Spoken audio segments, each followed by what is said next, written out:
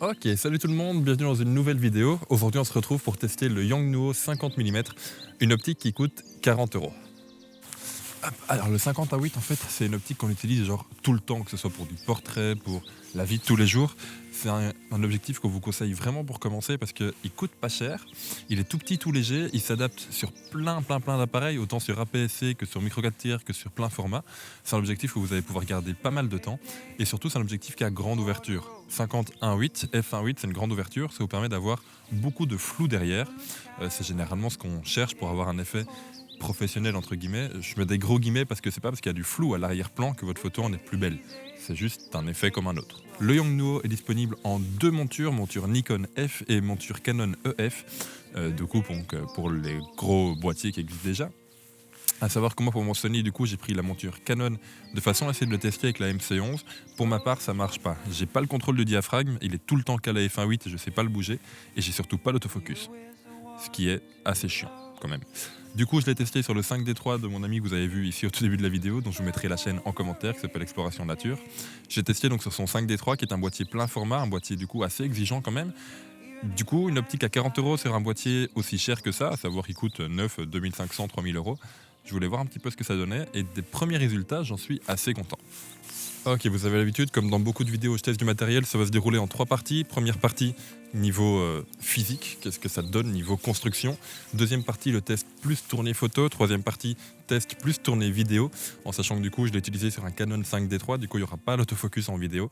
Mais vous allez voir que dans tous les cas, l'autofocus, c'est pas exceptionnel. Ok, on passe maintenant à la partie donc construction. Comment est fait l'objectif? Alors, c'est un Yongnuo Digital 50 1.8. Je pense que c'est toutes les références. YN 50 1.8. C'est un objectif tout léger. Comme je l'ai dit donc dans l'intro, il y a deux montures disponibles, une pour Nikon, une pour Canon.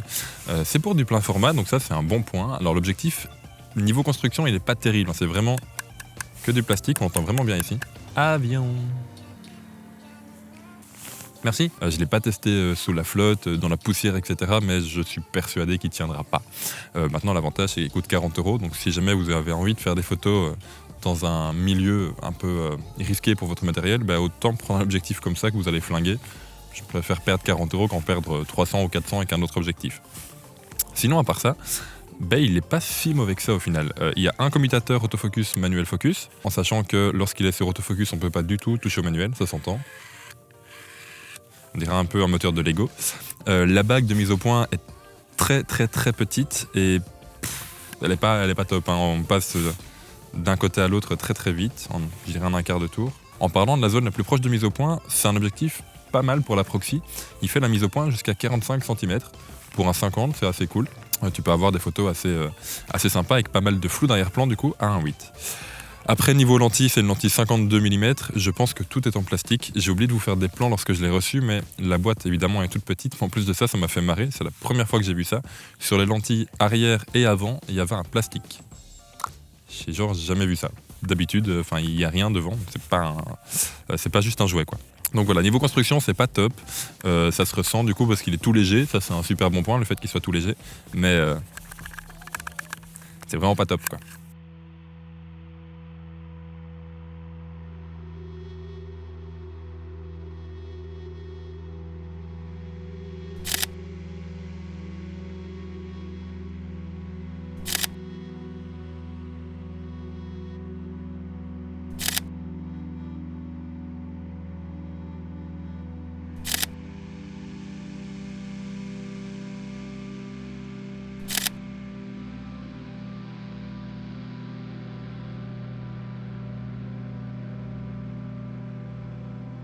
Ok, on se retrouve maintenant donc pour la partie test photo. Je vous en ai mis quelques-unes juste avant que vous avez déjà pu voir. Alors très rapidement, il a pas mal de points négatifs que je vais vite citer, mais ça reste un très bon objectif, surtout compte tenu de son prix. Niveau points négatifs, il vignette pas mal. Alors moi c'est quelque chose que j'aime bien. Toi aussi il me semble?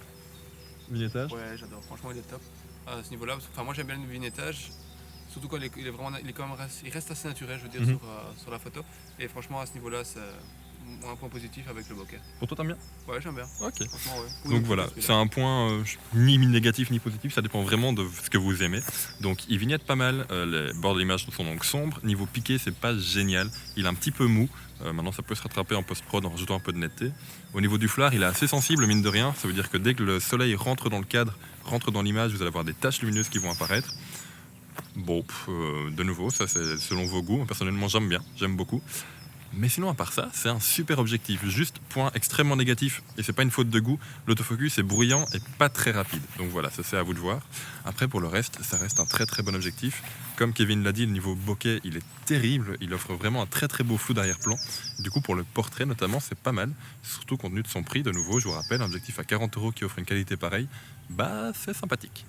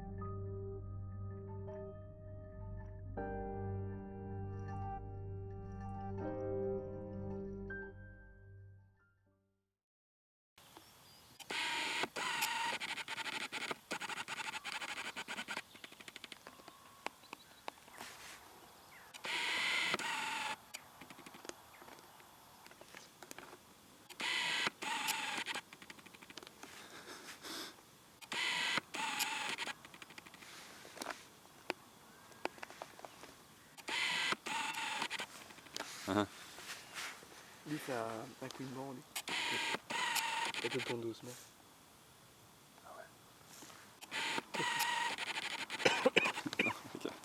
Il veut pas. Là, contraste, c'est la merde. Moi, j'ai désactivé ici, je suis en manuel. Hein. Sinon, c'est lui. Ah si, c'est bon, la bouche.